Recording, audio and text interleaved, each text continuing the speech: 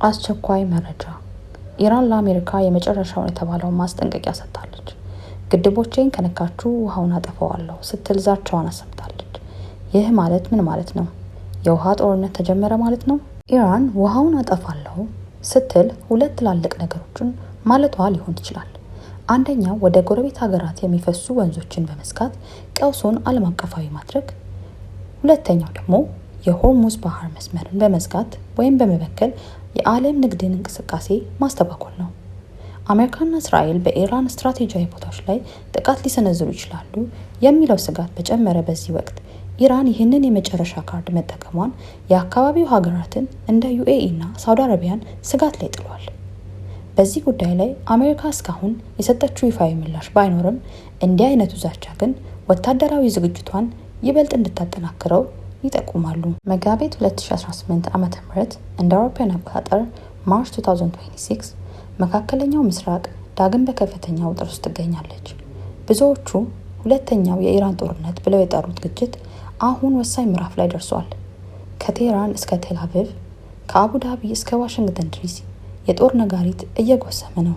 ባለፉት ጥቂት ቀናት ውስጥ የኢራን ሚሳይሎች የእስራኤልን የኒውክሌር ጣቢያዎች ኢላማ አድርገዋል። በሌላ በኩል ደግሞ አሜሪካና እስራኤል በኢራን ላይ የሚሰነዝሩት ጥቃት ጠንክሮ ቀጥሏል። በዚህ ሁሉ መሀል የተባበሩት አረብ ኤሚሬትስ ከፍተኛ ውጥረት ውስጥ ትገኛለች።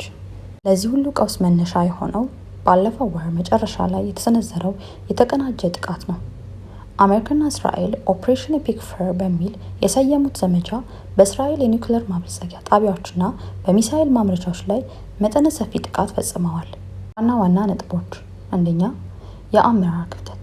ጥቃቱ በኢራን ከፍተኛ ወታደራዊ አመራሮች ላይ ያነጣጠረ ሲሆን የሀገሪቱን የጦር መዋቅር ላይ ከፍተኛ መናጋትን ፈጥሯል ተብሏል። ሁለተኛ፣ የኢራን አጸፋዊ እርምጃ። ኢራን በበኩሏ የሆርሙዝ ስትሬትን እንደምትዘጋ በማስጠንቀቅ የዓለምን የነዳጅ መስመር ስጋት ላይ ጥለዋለች። አሁን ደግሞ ወደ ዩናይትድ አረብ ኤሚሬትስ እንለፍ። የተባበሩት አረብ ኤሚሬትስ ከእስራኤል ጋር በፈጠረችው የአብርሃም ስምምነት ወይም አብርሃም አኮርድስ ምክንያት በኢራን አይን እንደ ጠላት ነው የምትታየው። በዚህ ወር ብቻ ዩኤኢ ከኢራን የተኮሱ በመቶዎች የሚቆጠሩ ድሮኖችና ሚሳይሎችን መክናለች። ኢራን የአሜሪካ ጦር የምታስተናግድ ማንኛውም ሀገር ኢላማዊ ናት በሚል በዩኤኢ ላይ ጫና እየፈጠረች ነው። ቢሆንም ግን ኤሚሬትስ አሁንም ከአሜሪካና ከእስራኤል ጋር ያላትን ወታደራዊ ትብብር አላቋረጠችም። ይህ ደግሞ ቀጠናውን የበለጠ አደገኛ ያደርገዋል። አሜሪካ በፕሬዝዳንት ትራምፕ መሪነት ከመቼውም ጊዜ በላይ ከፍተኛ ቁጥር ያለው ወታደር ወደ መካከለኛው ምስራቅ ልካለች። ትራምፕ ኢራን የኒውክሌር ባለቤት እንድትሆን አንፈቅድም የሚል ጠንካራ አቋም ይዘው ቀጥለዋል። እስራኤል በበኩሏ በሁለት ግንባር እየተወጋች ነው። በአንድ በኩል ከኢራን ጋር ቀጥተኛ፣ በሌላ በኩል ደግሞ በሊባኖስ በኩል ከሂዝቦላ ጋር ከፍተኛ ጦርነት ውስጥ ገብታለች። የኔታንያሁ መንግስት የኢራን ስጋት ለአንዴና ለመጨረሻ ጊዜ የማስወገድ ግብ ሰንቀዋል። መጋቢት 2018 ዓ.ም ወይም ማርች 2026 ላይ የምንገኝበት ወቅታዊ የጦርነት ሁኔታ ከመቼውም ጊዜ በላይ እጅግ አደገኛ ደረጃ ላይ ደርሷል። ባለፉት ጥቂት ቀናት ውስጥ የተከሰቱ ዋና ወታደራዊና ፖለቲካዊ ክስተቶች መካከል እነዚህ እናገኛለን። አንደኛ፣ የኢራን ከፍተኛ አመራሮች መገደል እና የመሪነት ክፍተት። የካቲት 21 ፌብሩዋሪ 28 አሜሪካና እስራኤል በሰነዘሩት ድንገተኛ ጥቃት የኢራን መንፈሳዊ መሪ የነበሩት አሊ ካሜኒ መገደላቸው ተረጋግጧል። ይህ ተከትሎ በኢራን መንግስት ውስጥ ከፍተኛ የመሪነት ክፍተት ፈጥሯል።